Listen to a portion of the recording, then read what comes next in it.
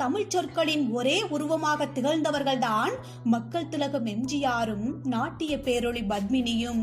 இவர்கள் திரும்ப திரும்ப திரையில் வெவ்வேறு பரிமாணங்களில் தோன்றினாலும் தமிழ் திரை ரசிகர்கள் இவ்விருவரையும் தங்களது மனதிற்குள் பாசப்பதியம் போட்டு வைத்துக் கொண்டார்கள் என்றே சொல்லலாம்.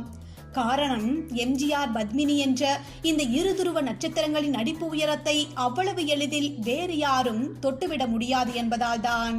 சொல்ல போனால் சுமார் 40 ஆண்டுகளுக்கும் மேலாக தமிழ் திரையுலகில் கொடிகட்டி பறந்திருந்த இவ்விருவரும் திரையில் ஒன்றாக இணைந்து நடித்தது என்பது மிகவும் குறைவு. அதிலும் நடிகராக, சிறந்த அரசியல் தலைவராக எம்ஜிஆர் அவர்கள் பல பரிமாணங்களில் ஒளிர்ந்தார் என்றால், பத்மினியோ சிறந்த நடன மங்கையாக, அழகு பதுமையாக வேறொரு பரிமாணத்தில் ஒளிர்ந்தவராவார்.